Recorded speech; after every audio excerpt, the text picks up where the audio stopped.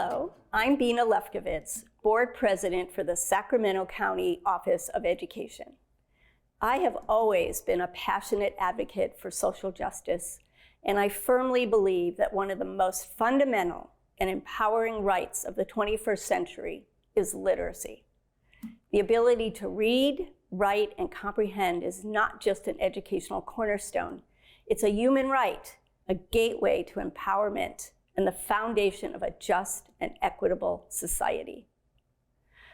Unfortunately, based on recent state testing data, we are failing our students in literacy, with only 45% of all students in our county reading at grade level.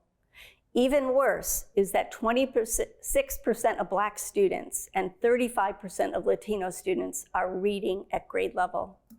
We are not an anomaly, as these statistics mirror the state. Recognizing this challenge, our Board of Trustees adopted literacy as one of our top 3 priorities in 2023, and in partnership with our superintendent and SCOE staff, launched the Sacramento County Reads Literacy Initiative. This past October, we had the distinct honoring of hosting Dr. Tracy Weeden to address superintendents and our school board trustees in our county about this initiative. Dr. Weeden is a speaker who embodies the principles of social justice, equity, and the power of literacy. She is a leading voice in the field of education and literacy, and her work has a profound impact on our communities, our schools, and the lives of countless individuals. Dr. Weeden's journey is marked by remarkable achievements and a relentless commitment to the cause of literacy. Her extensive research and advocacy have illuminated the path towards ensuring that literacy is not a privilege for the few, but a right for all.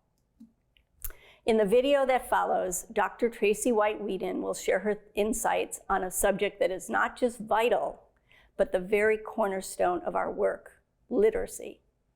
Her presentation, Literacy, the Human Right of the 21st Century, promises to challenge our thinking, ignite our passion, and provide us with practical tools to further our mission. Without a doubt, by the end of her talk, we left our meeting equipped with a renewed sense of purpose and a clear vision for the role we play in building a more literate society and thereby a more just society. We sincerely thank Dr. Weeden for bringing her words of wisdom to Sacramento County. As leaders in our county, we must come together to champion literacy as a fundamental human right and invest the time and resources to bring our teachers, families, and students literacy strategies that we know work. Now enjoy hearing from our esteemed keynote speaker, Dr. Tracy Weeden. This past weekend was a very special weekend for me for 2 reasons. Number one, yesterday I took a side trip to San Diego State University where my 18-year-old is a freshman. Yes, far away from home, but I wanted to see my baby. I have double the blessing. I have twins who are 24, and then I have Lizzie, who was the big surprise when I was 43. And I adore that little girl.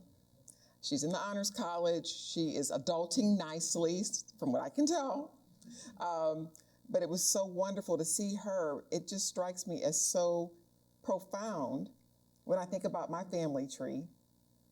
My parents were part of that great migration up from the South, Georgia and Mississippi, and they came to find opportunity in Detroit. So I'm a Motown girl. I'll never forget where I came from. I navigated the mean streets of Detroit. And I can promise you that the currency of the 21st century in my hands was that of literacy. It is what provided a place for me in this room tonight. This past weekend, I met up with my dear friend, my bestie from middle school and high school. Her name is Donna Montiel, and Donna's Mexican heritage. So when we went to our middle and high schools, it was interesting. It was challenging. We went through a lot of bullying because we were determined we were going to get out of those mean streets. And so we studied, we worked together, we were just really focused on our goals. But there were other students, I think now I realize, were functionally illiterate. And they could sense that we had something they didn't have. And so we were targeted, but we just stuck together.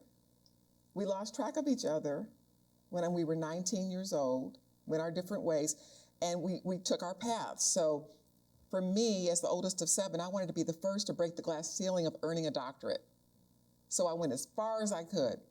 And for Donna, she wanted to go as far as she could, and she went all the way to law school and worked in DC over national security, and she's tough, y'all. She's no joke. So one week, the same week, serendipitously, we were looking for each other on Facebook and LinkedIn, and we found each other. So this past weekend, we were in San Antonio together. We saw Maxwell, we danced, we sang, we had a little margarita, we had a great time. But we talked about what it was like to navigate those mean streets and the students who targeted us. And we wondered, whatever happened to Tara and whatever happened, we were thinking about the different students. And we both came to the conclusion that they didn't have a vision for themselves. There's a proverb my dad taught all of the 7 of us, and it's, for lack of vision, the people perish. In an knowledge economy and an information age, the currency truly of the 21st century is literacy. How many of you are following the developments of AI closely? Can you see how big this literacy divide can get if people are not proficient, not just in reading in the language of power? That's not enough. It's writing in the language of power and expressing our ideas in the language of power. That's what gives us opportunity and access. Now, that's a relative term, because if I'm in Mexico, the language of power may not be English. I want to put out front here something that's very important to me, and that is we've got to think about our English language learners out front, not as an afterthought. And so this is a whole new landscape we're navigating together. It's all about unity around what is proven science, not wishful thinking, not what's not working anymore and doing the same thing over and over again. Desmond Tutu said something really interesting. It was a quote where he said, "Why do we keep fishing people out of the river downstream? Why don't we look upstream to figure out why they fell in the first place?" I want to talk about that as well tonight, because we have an upstream issue and it's surmountable. These are issues that we can address together. But I want you to think about, in terms of your ability to function and be literate, would you agree this is a knowledge economy? And this is the information age. I want you to think about your personal why. I'm so proud that you all are launching this, not as something you're doing to people, but with people. And this will be successful if they can connect it to their personal why. So I want you, with a shoulder partner, and I know I only have 30 minutes, but I think it's important to set the stage, to revisit why you started this journey, whether you're serving as a board member, God bless you, or a superintendent, God double bless you. What is your personal why? I want you to think about that. Do you have something you can jot down? Because I want you to jot down, I guarantee you there might be a teacher. Think about the faces. A parent, a coach. There was somebody in your life that invested theirs in yours, and that is why you are in service today. Is that fair to say? Can you see the face? At least one or two? Change management is one of the most challenging and excruciating exercises I've ever experienced as a leader. Now, I want to tell you, I started as a classroom English teacher, high school English and theater arts. And I'm still recovering from that experience. Seems like all I did was check papers on the weekend. But one of the things I learned when I went from the classroom to central office, recruiting for the Katy Independent School District all over the country, was that there was such variableness to teacher preparation, where they really were apprenticed or not, and how to win at their work. And this, in a knowledge economy, literacy is absolutely essential. What if I'm a math teacher? Am I also a reading teacher? You better believe it, right? If my students can't read like a mathematician, speak like a mathematician, and present their ideas like a mathematician, I'm not finished yet as a teacher. It's the same thing for every content area. We have the CTE process represented here. And I can guarantee you this lovely lady could tell us that the complexity of the text for certification pathways is sometimes at a higher level than college, right? So we think, oh, we've got this wonderful initiative. It is wonderful, but it will not be accessible to children who cannot read. So this is the great game changer. It is the vaccine, if you will. Even for children who have social emotional issues. My most challenging learning curve was that of leading curriculum instruction and assessment for the 7th largest district in the country, the Houston Independent School District. Now, you superintendents know what's happening in Houston, don't you? It's been taken over by the state, right? When I was in the hot seat some years ago, several superintendents ago, I didn't know what I didn't know. It is absolutely essential, whatever our role, that we be humble, open, and truthful about what we want to know and understand, or we remain stuck in the old ways that are not serving children well. What I didn't know, Neuhaus Education Center was training teachers for the high-performing, high-poverty schools under the radar, and I had no idea. I was still into the balanced literacy approach, whole language. I was apprenticed that way. I didn't know what I didn't know. And then I left the district and started working for Scholastic. I'm also a reader and I love reading, so that was wonderful. I worked nationally for them as a director of academic planning, and this is what I found. We were helping support intervention services for Read 180 and System 44. I learned we had a first instruction problem. So the pyramid, as you're familiar of the 3-tiered model, MTSS, it was upside down. The critical mass of kids were at tier 2 and tier 3. And I thought it was just Houston. We were the only ones struggling with this. No, it was all over the country. I will never forget in Selma City, and this gentleman's from Alabama, where I met with a board to look at their disaggregated data and the cumulative funding loss for kids who were leaving the system. 80% of those kids were below proficient. And I thought about, as I crossed that Pettis Bridge leaving, how I had people who bled and died and gave their lives so I could have equitable access and opportunity, so these children could. And I thought, on my watch, this is going to change. And that's why I will get on a plane and go anywhere to say, this is the way to transform the family tree. It's through literacy. So this quote comes from a brilliant researcher, Dr. Stephen Kleinberg. He's now moved to DC, but he wrote a book called The Prophetic City, Houston on the Cusp of a Changing America. And this quote really just captivated me. The source of wealth for Houston, you can put Sacramento there if you'd like, in the 21st century will have to do with attracting the best and brightest people in America working on the cutting edge of knowledge. The resource of the knowledge economy is housed between the ears of the best and brightest people in America who can live anywhere. The pandemic amplified that. People can work anywhere now, right? It changed the game.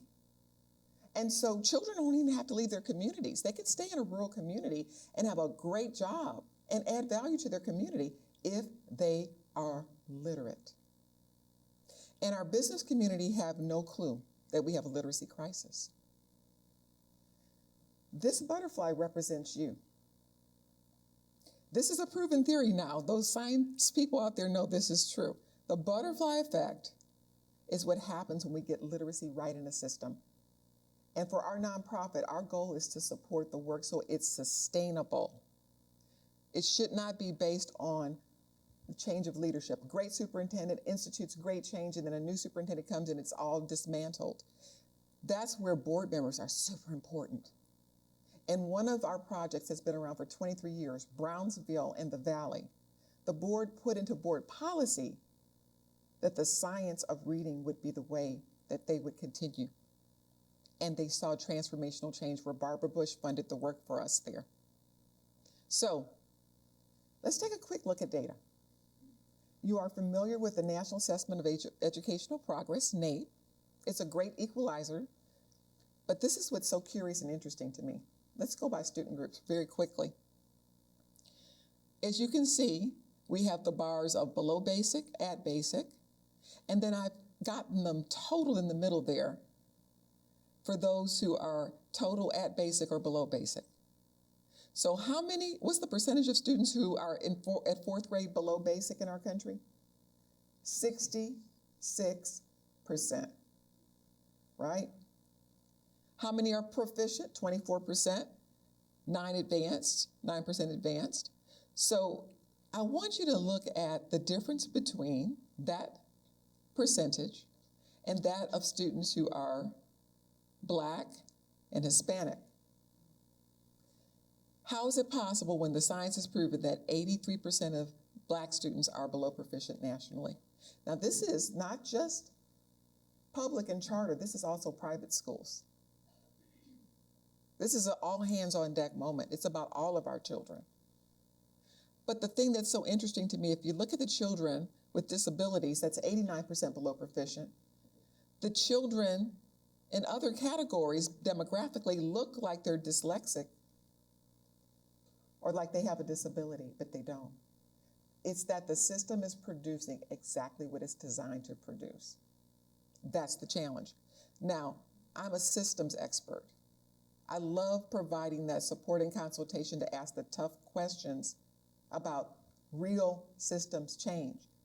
Because when you plan the work in an inclusive way, an unsiloed way, and then you work the plan, then you can change things. Similarly, you can see for 8th grade, the students with disabilities is even larger. And then what I learned in Houston ISD was the #1 indicator for a dropout in our district was first grade retention. Think about that. What's the first job any kid gets in school? Learning to what? Read. So if I fail at my first job and I'm sitting there and I'm dyslexic and I'm not being served, or I've never learned the code, or I've never learned the structure of the language, by the time I get to middle school, when I'm supposed to be reading to what? Learn, I'm going to check out. That's where we saw a big drop-off of students. I don't know about your district, but we had a serious middle school dropout problem. So think about the title dollars that walk out every time a kid does. I'm talking millions and millions and millions of dollars as I looked at that disaggregated data with districts. So it's never too late, never too late. At Neuhaus, we have adult literacy classes virtually and face-to-face, and our oldest student is 89 years old. Wants to be able to read books to their grandkids at Christmas time. And the youngest is 16. So we have kids graduating from high school and the parent brings them to us to learn to read. All of our instructors are certified academic language therapists, the highest trained people who can teach reading. So if we can teach the kids to read when they graduate and come to us, or the 89-year-old, then we know they could have learned to read in the first place. So the system is the key.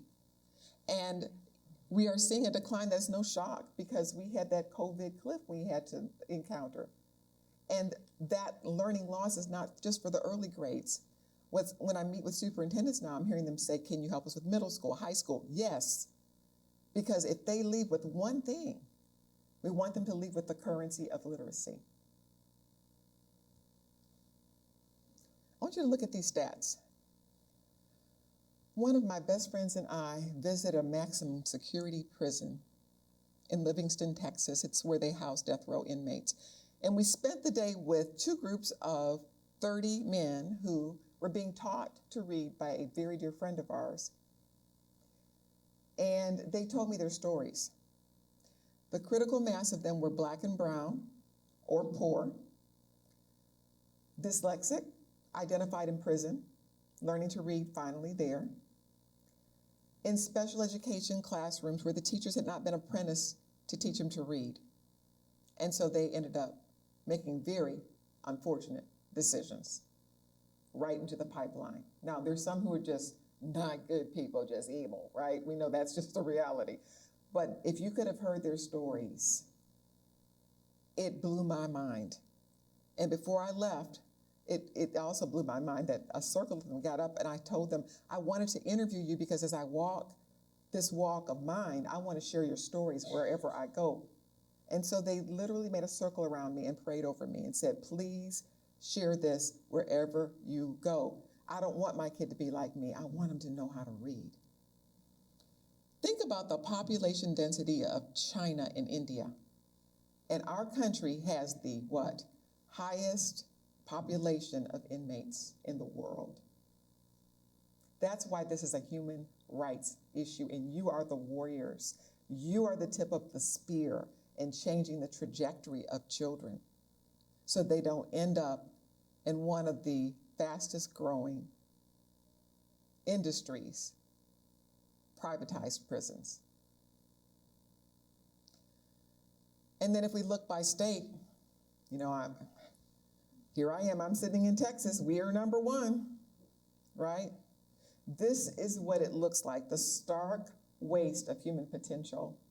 Because if you go to the store like I did, these people are doing art and all these amazing things, but we want them doing it to add value to society. Did you know that about 85% of those who end up in the juvenile court system are functionally illiterate? And so putting them in a space like's happening now in Houston ISD, the idea that they're not going to disrupt, so they have kind of taken the librarians out and they're in the library. But I guarantee you, if we screen those kids, they're probably non-readers. Recidivism decreases from 70 to 16% when inmates learn to read. And then, of course, think of all the money that's being spent. We spend much more in this country on incarceration versus education. So we are the change we've been waiting for. And we have the First Step Act. Did you know about this? Under President Trump's administration, it's to screen inmates to see if they're dyslexic because it's estimated 45 to 50% of inmates are dyslexic. It costs about $8,000 a year for intensive therapy. And as I heard at our table, there are plenty of private schools that are dyslexia schools, but you're going to pay a handsome sum for that. How many of you are aware of that in your area? Yeah, right? So what if you can't? If you have to choose between groceries, rent, or therapy? So this is about creating a literacy safety net for all, a seamless safety net for all. If all adults in our country read at the equivalent of just a 6th grade level, this is how much we would recapture. I would love to see this go to salaries for teachers, maybe. How about enrichment for all? How about paying our superintendents a little more? You all are chief executives. So, you know, this is an opportunity for us to have a moonshot that is a collective moonshot. What would happen if Sacramento became the most literate city in the country? I want you to write a headline in your mind. Sacramento, the most literate city in the country. What would happen? That's a beautiful vision, and it is achievable. So back to the prophetic city. Another quote from the book I mentioned. And again, I think you could put your city here. By 2050, all of America will look like Houston does today. Super, super diverse, 170 languages. It is a safe statement to make that if Houston's Latino and Black young people are unprepared to succeed in the global knowledge economy of the 21st century, it is difficult, if not impossible, to envision a prosperous vision for Houston. Would that stand true for you and the people you're serving? You know, I heard a business leader I was talking to. I told him how I'm concerned about AI and how we need to really move urgently where literacy is concerned. And he said, well, because of AI, people aren't going to need to know how to read. I counted to 100, y'all. And I thought, because I remind myself, Tracy, you have literacy privilege. It's like expecting somebody to go into a room they've never navigated before with a blindfold on and find their way around. That's what it's like to be illiterate.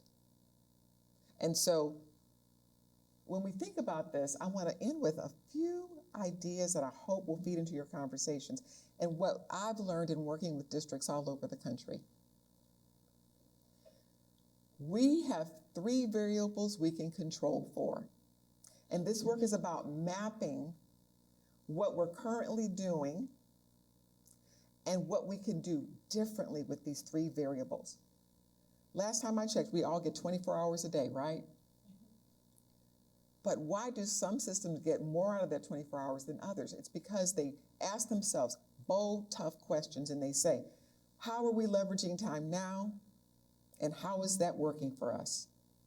Time we can control. And it's not just, it's time on the right work. This is chess, not checkers, friends. This is strategy.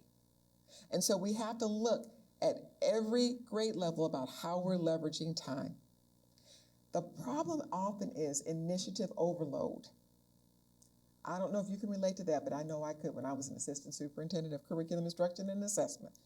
It felt like everything was a priority. If I had a do-over, literacy would have been the priority across all content areas. As I worked nationally, I saw the fastest improving systems made that the priority. The other thing is that of talent. Again, building it to last. How are we leveraging the talent in our system?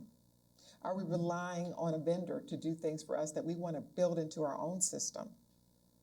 I had the right idea. Remember the Race to the Top funds? I had the right idea. I invested in literacy coaches. I had a lot of money to work with, but I didn't know the science. So I missed the opportunity. I'm just admitting it and being very transparent to do it as deeply and well as I could have when it was my watch. It's your watch now. Learn from my mistakes. Funding. How are we leveraging the funding? When we say we don't have enough money, maybe we do, but maybe it's because we're investing in things that are not giving us our OI. What's the return on the investment? Is it aligned to the science? Because if it's not going to work. And this is the hard part, and people are going to get mad at you when you do this. We need to strategically abandon what's not working. We need to strategically abandon what's not working. That creates the space for the new. Because teachers get overwhelmed when there's one new thing, right? Another initiative, but we haven't taken things off of the plate to create the space for the new and explained the why. And having that unsiloed planning with special ed at the table, the dyslexia department at the table, the EL at the table, all those people planning the work, working the plan, and then there's organizational coherence through the system. And let me tell you what, those of you who have been principals, you know this is the truth. These initiatives live or die on the principal's desk. Is that fair to say? And they're some of the hardest working people that we have the opportunity to support. I want to share this quick story with you. This is data from the Harlingen Consolidated Independent School District. This is one of the best superintendents I have ever had the honor of working with. Very bold. His mother was like my mama. It was all about literacy. He picked okra, and he ended up being a superintendent along with 2 of his brothers, and his sister became a teacher. So Arturo Cavazos sat me down with his cabinet and said, Dr. Weeden, we have a literacy issue. We have our kids, they had full day pre-K. And after full day pre-K, as you can see, for 2014, 2015, 45.6% of the kids were ready for kindergarten. That was not enough for him. He said, what about the others? What are we going to do? And we were performing below the state. So the next visit, we started planning the work. It was a design team that he put together, this cross content team. And with us as the shoulder partners, because we were going to go home, they could get mad at us. It was like, oh, well, we could ask the tough questions. Sometimes it's very political. Sometimes you have those people who are resistant to change. You've heard of maybe Dr. Anthony Mohammed's way of describing this. He describes them as your fundamentalists who are fighting the change, tooth and nail, right? Because they want to be comfortable with what they've always done. Then you have the tweeners, and the tweeners are waiting to see which way the winds of change are going to blow. Will I get on board? Will I not? Will this too pass? Will it not, right? Then you have the believers.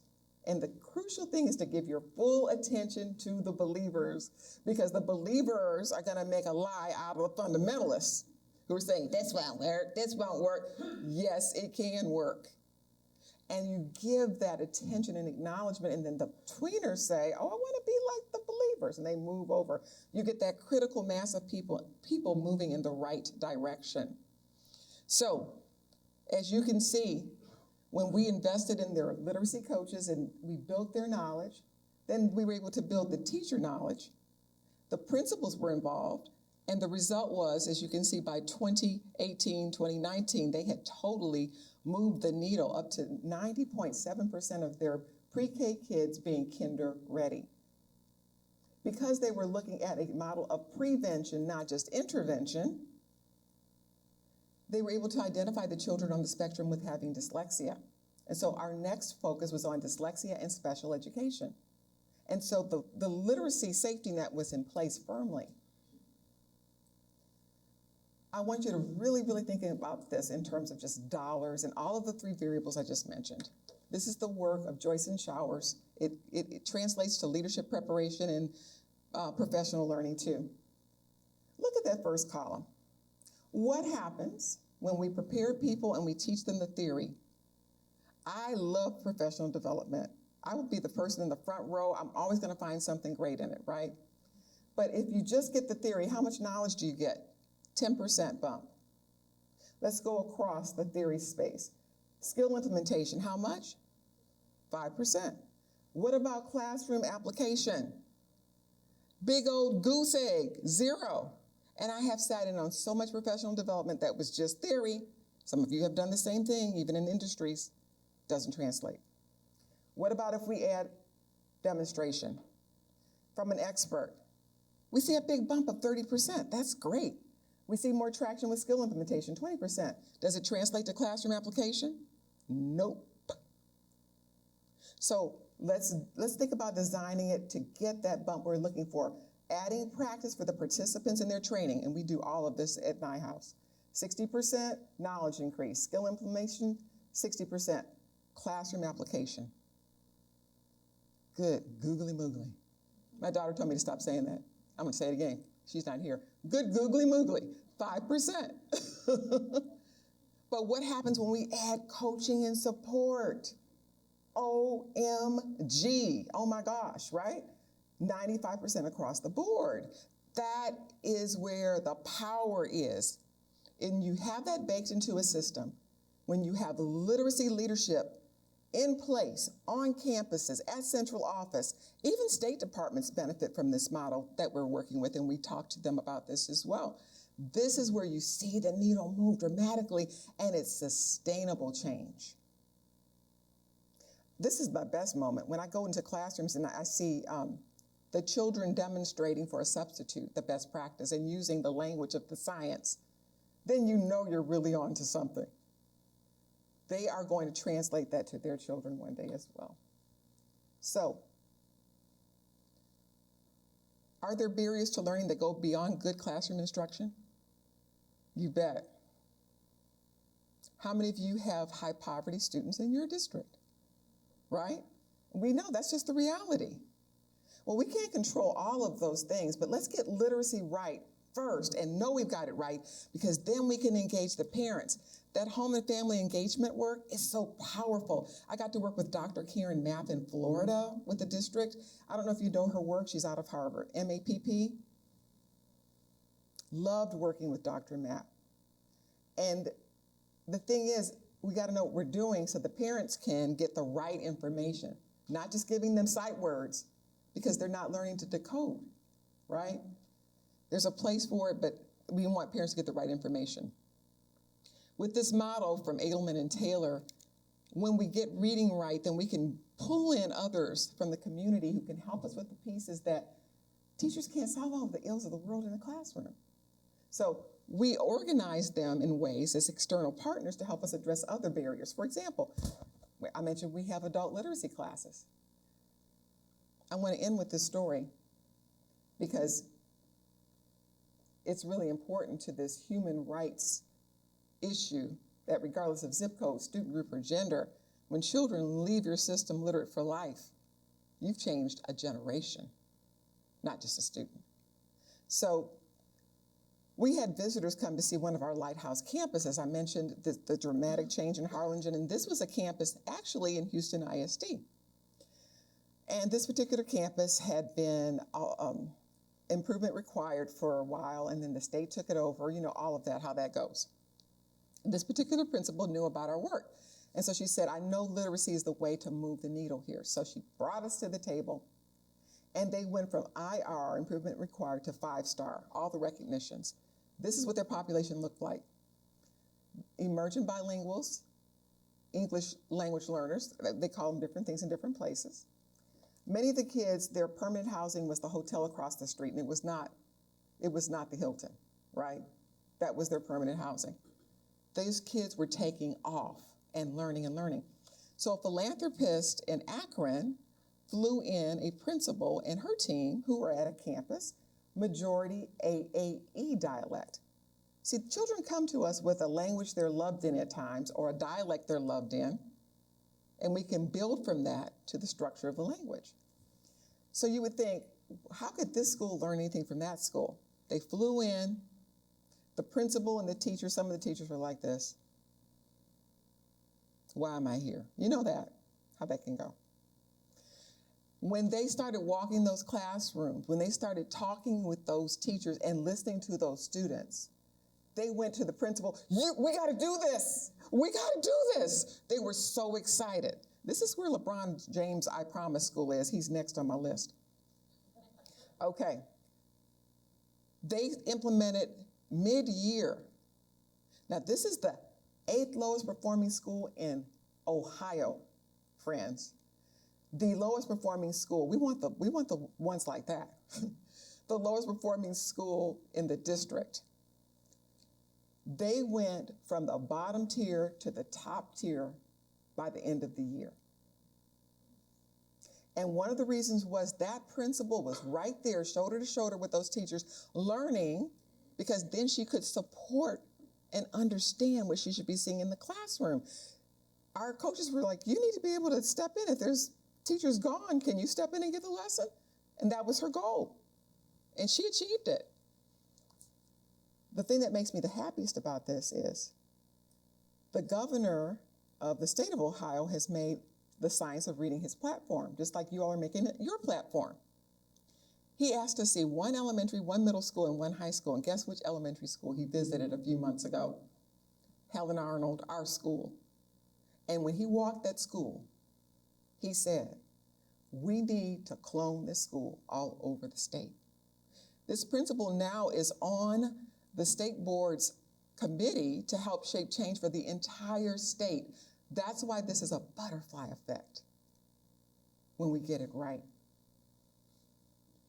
And we will roll up our sleeves and go anywhere to make that happen. So where's your ecosystem right now? Is it thriving? Where it's not, it can. There is a way forward. It may feel overwhelming, but that's why you need a shoulder partner who will tell you what you need to hear and not what you want to hear. And that is, there's good news. You know, I'm from Houston. Houston, we have a problem? No, Houston, we have a solution. We have a solution. Be the light. Be the light for other cities in this state and beyond through this initiative. It is honorable work. And I don't want to leave without thanking you for your service. Superintendents, I thought I wanted to be a superintendent, but I changed my mind. I honor you. It is truly a calling to do what you do. And board members, you can't make everybody happy, can you? It is a huge service to the children who don't have a voice or a place at the table, but they do because of what you do. I'm just a little inner city girl from Detroit who literacy opened doors for. In my wildest dreams, I never thought I'd be in a room like this talking to important people like you, but here I am. And your children can be the Tracy White Weedens of the future. You are the light if you let literacy light the way. And you never know where it will end up. So know that we're here as a nonprofit. We're here to serve families. We have a family support office. We're here to serve adults.